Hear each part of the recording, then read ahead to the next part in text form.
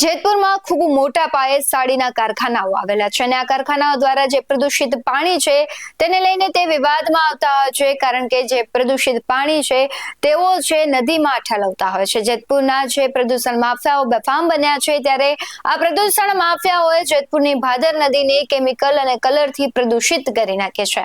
નમસ્કાર, આપની સાથે હું ભૂપતિ વિશાવડિયા।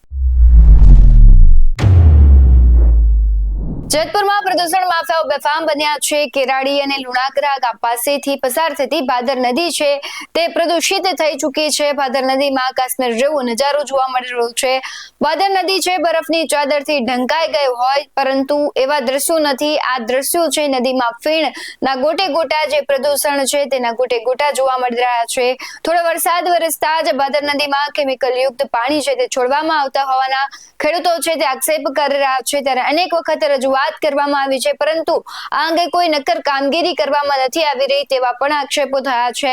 દર વર્ષે ચોમાસું નજીક આવતા જ પ્રદૂષિત પાણી અને કેમિકલ યુક્ત પાણી છે તે માફિયાઓ દ્વારા પ્રદૂષિત પાણી ભાદર નદીમાં છોડાઈ રહ્યું છે અને ભાદર નદીમાં કાશ્મીર જેવો નજારો થતા આસપાસના ખેડૂતોના પાકને પણ નુકસાનની ભીતિ સેવાઈ રહી છે। ત્યારે પ્રદૂષિત પાણીથી જીવસૃષ્ટિને નુકસાન, ખેતીની જમીનને પણ બંજર બનાવતી હોવાના આક્ષેપો ખેડૂતો કરી રહ્યા છે।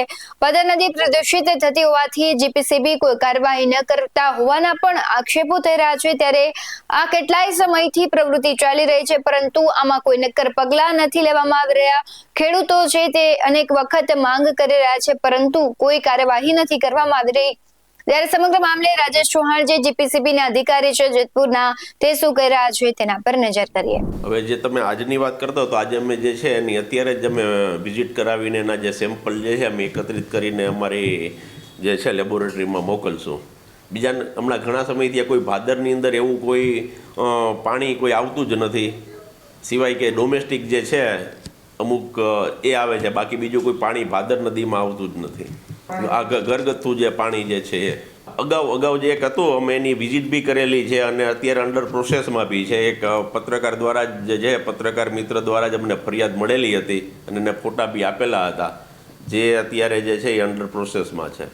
એટલે જે આજે ભાદર નદીની અંદર અમુક જે નગરપાલિકાના જે છે 30% વિસ્તાર જે છે એ હજી પાઇપલાઇનથી જોડાયેલો નથી। હવે એ દેખીતી વાત છે કે જે પાણી તો જે હોય ઓકડામાંથી સીધું એ નદીમાં જ જાય, ડોમેસ્ટિક વેસ્ટ વોટર એમાં ડોમેસ્ટિકમાં જે હોય સલ્ફેટનું પ્રમાણ વધારે હોય એટલે આ ફોમિંગ થાય।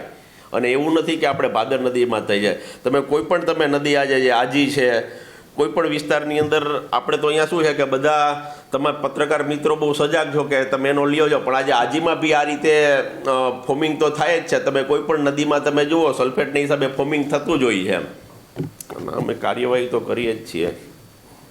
તો ડોમેસ્ટિક વેસ્ટ વોટર આવતું હશે તો ત્યાં અમે જે છે નગરપાલિકાને કહીને જે છે એ બંધ કરાવશું, જે બાજુથી આવતી હશે એનો સોર્સ જે હશે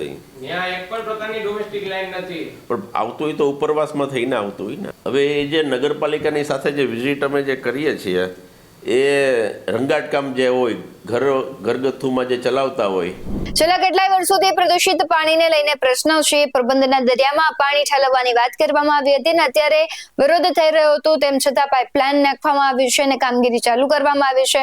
હવે જોવું રહ્યું કે કામગીરી ક્યારે થાય છે, જે નદીમાં પ્રદૂષિત પાણી છે તેને રોક ક્યારે લાગે છે તે જોવું રહ્યું। આવા જ વધુ અહેવાલો સાથે ફરી મળતા રહીશું। તમે અમારી યુટ્યુબ ચેનલને સબસ્ક્રાઇબ કરવાનું, અમને ફેસબુક અને ઇન્સ્ટાગ્રામ પર ફોલો કરવાનું ભૂલશો નહીં।